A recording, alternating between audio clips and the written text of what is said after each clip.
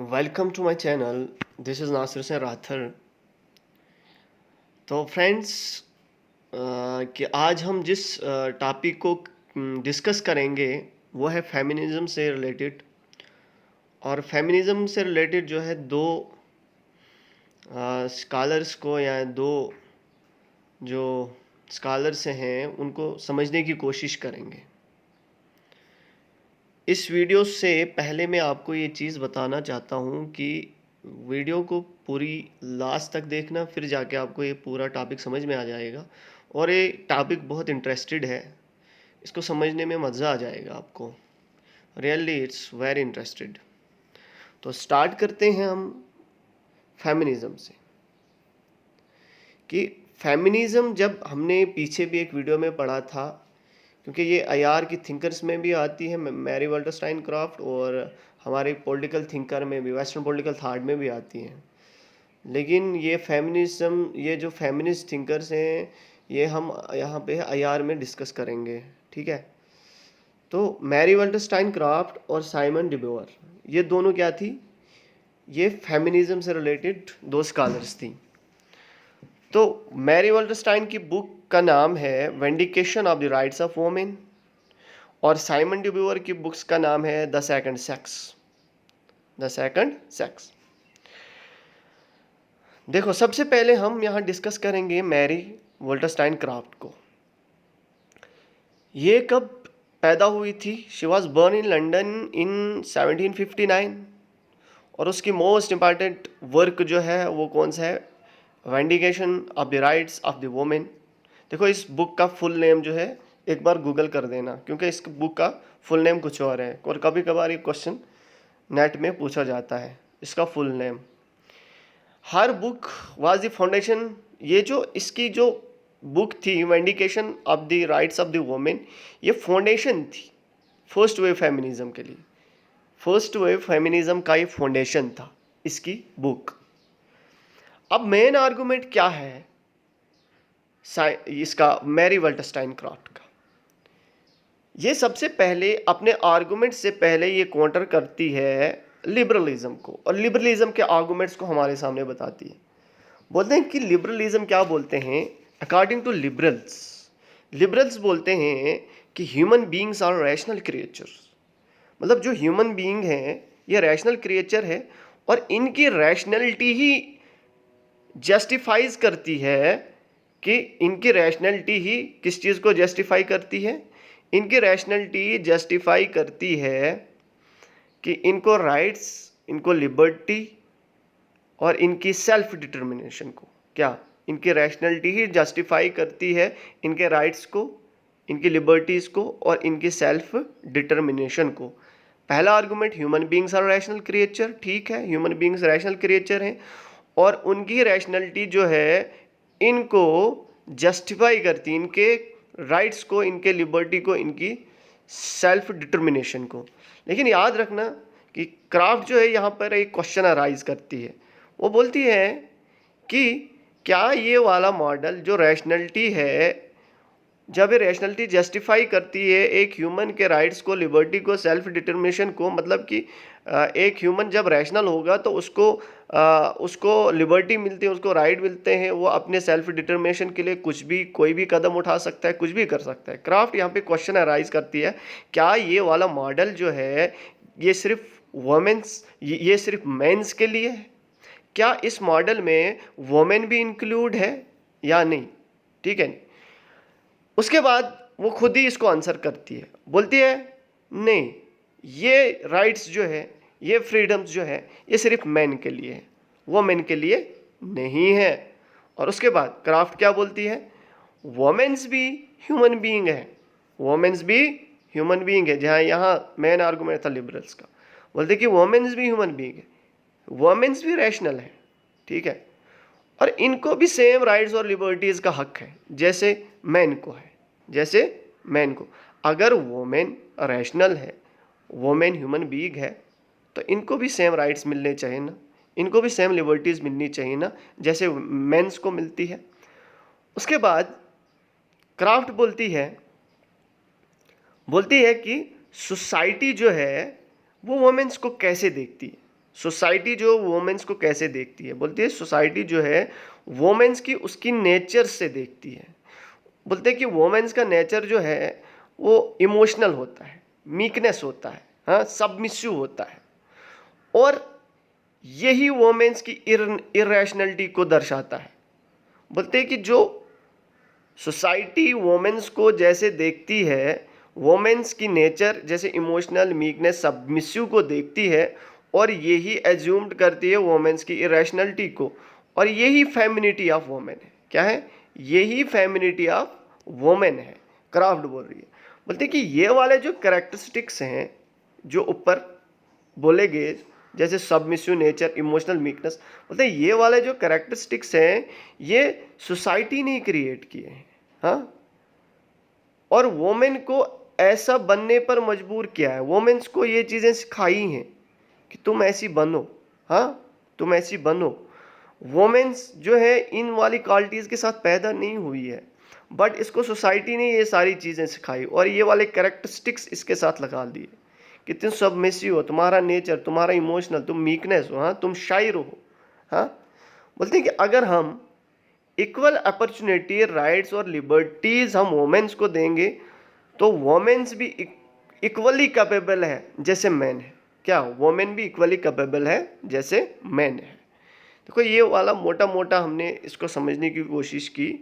ये फेमिनिज्म का first wave जो था, ये मैरी वाल्टरस्टाइन क्राफ्ट का एक आर्गुमेंट्स थे और उनका हमने ब्रीफली उसको समझने की कोशिश की। अब नेक्स्ट पे हम साइमन डे ब्यूअर को समझने की कोशिश करेंगे। देखो साइमन डे ब्यूअर का जो टॉपिक रहेगा ये बहुत इंटरेस्टेड रहेगा और इसको आप बड़े ध्यान से समझना, ठीक है। साइमन डे ब्यूअर जो थी ये पेरिस में 1908 में पैदा हुई और इसकी मोस्ट इम्पॉर्टेंट वर्क जो है वो सेकंड सेक्स है, द सेकंड सेक्स। 1949 में ये वाला वर्क जो है इनका पब्लिश हुआ था और इस वाली बुक ने किसको राइज दिया? सेकंड वेव फेमिनिज्म को, सेकंड वेव फेमिनिज्म को। अब साइमन डे ब्यूअर की पब्लिकेशन यानी जो द सेकंड सेक्स है, इससे पहले क्या था? इससे पहले हमारे पास फर्स्ट वेव फेमिनिज्म था। क्या था? First wave feminism. और फर्स्ट वेव फेमिनिज्म क्या था? फर्स्ट वेव फेमिनिज्म से क्या हुआ था? फर्स्ट वेव फेमिनिज्म से क्या हुआ था? क्या हुआ था? उसके क्या इम्पैक्ट रहे थे वर्ल्ड पे? जो मैरी वाल्टरस्टाइन क्राफ्ट की फर्स्ट वेव फेमिनिज्म की बुक है, उनकी एफर्ट्स से क्या वर्ल्ड को मिला था? देखो उसकी एफर्ट्स से क्या मिला था? उसकी एफर्ट जो है equal legal and political right जो है वोमेन्स को मिले थे और मोस्टली कहाँ पे ये अचीव्ड किए थे? यूरोप में, अमेरिका और यूरोप की सोसाइटीज़ में ये वाले equal legal and political rights ये वोमेन्स को अचीव हुए थे। लेकिन प्रॉब्लम क्या थी? वोमेन्स को ट्रीटेड किया जाता था इन्फीरियर एंड सबऑर्डिनेट। मतलब फिर अगर ये वाली चीज़ें मिल गई थी लेकिन फिर भी वोमेन्स को वैसे ही ट्रीट किया जाता था। Womens were treated as inferior and subordinate. और उनका रिलेशनशिप जो है, अगर रिलेशनशिप देखा जाता था मेन के साथ तो वो हमेशा क्या रहता था? मेन को हमेशा सुपीरियर देखते थे और वोमेन को हमेशा इन्फीरियर देखते थे, ठीक है नहीं? मतलब कि फर्स्ट वेव फेमिनिज्म के बाद ये वाले ड्रॉबैक्स जो है सामने आ रही थी। वोमेन्स को क्या कैसे देखा जाता था? सबऑर्डिनेट की तरह, एक सेकंड रेट सिटीजन की तरह, इस सबमिसिव बीइंग। ऐसा क्यों देखा जाता था वोमेन को? इसके पीछे रीज़न था लोगों की मेंटेलिटी किसकी? सोसाइटी की मेंटेलिटी, क्योंकि उनका मेंटेलिटी ही ऐसा बना था। और इसी मेंटेलिटी को एक्सप्लेन करने के लिए साइमन डे ब्यूअर जो है एक शब्द का यूज़ करती है, वो क्या है? एग्जिस्टेंशलिज्म। और इसी एग्जिस्टेंशलिज्म की फिलॉसफी को अपनी बुक द सेकंड सेक्स में वो क्या करती है? इसको एक्सप्लेन करती है और इसी एग्जिस्टेंशलिज्म को हमने समझना है, ठीक है। और हमें क्या इस एग्जिस्टेंशलिज्म जो हम समझेंगे तो हमें लोगों की मेंटेलिटी के बारे में पता चलेगा। लोग सोसाइटी में क्यों वोमेन को सबमिसिव बीइंग देखते हैं। तो लेट्स स्टार्ट एग्जिस्टेंशलिज्म जो है सबसे पहले डेवलप्ड किसने किया था इसको? जॉन पॉल सार्त्रे ने। जॉन पॉल सार्त्रे ने अपनी book being and being and nothingness ने जो है, बीइंग एंड नथिंगनेस में इनकी एक बुक है जॉन पॉल सार्त्रे की, इन्होंने एक्सटेंशलिज्म को क्या किया था, डेवलप किया था। लेकिन साइमन डे ब्यूअर जो है इसको बारो करती हैं और वो एग्जिस्टेंशलिज्म से क्या समझती हैं। सबसे पहले हम एग्जिस्टेंशलिज्म को डिफाइन करेंगे। What is existentialism? बोलते हैं कि साइमन डे ब्यूअर बोलते हैं कि ह्यूमन बीइंग जो है एग्जिस्ट करते हैं, मतलब ह्यूमन बीइंग एग्जिस्ट करते हैं। क्यों? उसके पीछे पर्पज है।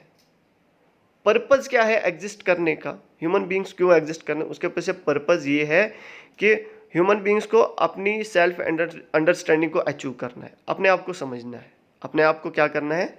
समझना है। बोलते हैं जब सेल्फ अंडरस्टैंडिंग जो है हम समझने की कोशिश करेंगे, ह्यूमन जो है जब इसको समझने की कोशिश करेंगे तो वो अपने आप को क्या करेंगे? अपने आप को जो है डिफाइन करने की कोशिश करेंगे। क्या करेंगे? वो अपने आप को डिफाइन करने की कोशिश करेंगे। और लोग जो है कैसे डिफाइन करेंगे अपने आप को? बोलते हैं वो दो चीज़ों में अपने आप को डिफाइन करेंगे, सेल्फ और अदर में। किसमें? सेल्फ और अदर में। बोलते हैं जो सेल्फ है, जो सेल्फ है, याद रखना, जो सेल्फ है, सेल्फ जो है सब्जेक्ट रहेगा। सब्जेक्ट मतलब जो अपने आप को डिफाइन करने के लिए एक और कैटेगरी को जन्म देगा, एक और कैटेगरी को बनाएगा। सेल्फ अपने आप को डिफाइन करने के लिए, सेल्फ या सब्जेक्ट, हाँ, अपने आप को डिफाइन करने के लिए वो एक कैटेगरी को और जन्म देगा। और उस कैटेगरी का नाम क्या है? अदर। उस कैटेगरी नाम क्या है? अदर। मतलब जब सेल्फ अपने आप को डिफाइन करने की कोशिश करेगा, तो जब वो डिफाइन करेगा तो उसके लिए वो एक और कैटेगरी जो है क्रिएट करेगा, और वो कैटेगरी जो है अदर है। वो क्या है? अदर। और अदर क्या है? अदर जो है ऑब्जेक्ट में आएगा। ठीक है, हुज मतलब opposite of self, opposite of self. इसको हम और क्लियर करने की कोशिश करेंगे। साइमन डे ब्यूअर बोलती है कि अगर, बोलते हैं कि अगर एक इंसान को अपने आप की गुड को, यानी खुद को वो अच्छा बोलता है, एक ह्यूमन बीइंग अपने आप को गुड बोलता है, अच्छा बोलता है, तो उसको एक कैटेगरी की ज़रूरत पड़ती है अपोजिट की, बैड की। बोलते हैं कि वो गुड को एक्सप्लेन करने के लिए, यानी खुद को वो गुड बोलता है, इस गुड को एक्सप्लेन करने के लिए वो सबसे पहले बैड को एक्सप्लेन करेगा। क्या? किसको एक्सप्लेन करेगा? बैड को। मतलब गुड समझो सेल्फ, हाँ, और बैड समझो आप अदर। ठीक है नहीं? बोलते ये चीज़ें किसने? सोसाइटी ने बनाई। मतलब जब गुड और बैड आएगा, सेल्फ और अदर आएगा, तो क्या होगा कि गुड जो है अपने आप में जो है अच्छी अच्छी क्वालिटीज़ को लाएगा। गुड अपने आप में अच्छी अच्छी क्वालिटीज़ लाएगा, और किसको? बैड को सबसे पहले जो है, बैड को क्या करने के लिए? रिप्रेजेंट करने के लिए। अब जो ये सेल्फ है, ये गुड है, ये अपने आप में कौन कौन सी क्वालिटी लाएगा? जैसे कि ये वाली क्वालिटी जो है क्या? जैसे कि आई एम गुड, वाइज, समाटर। हाँ, आई एम गुड, वाइज, समाटर। लेकिन उसको गुड, समाटर के लिए, उसको एक्सप्लेन के लिए बैड की ज़रूरत पड़ेगी कि समाटर क्या नहीं है, हाँ, इसका बैड क्या है, हाँ, ठीक है नहीं? ऐसे बोलते हैं सोसाइटी जो है क्रिएट करती है सेल्फ और अदर को, गुड और बैड को। उसके बाद साइमन डे ब्यूअर क्या बोलती है कि बोलते सेल्फ को अदर की नीड पड़ती है अपने आप को डिफाइन करने के लिए, अपने आप को सब्जेक्ट डिफाइन करने के लिए।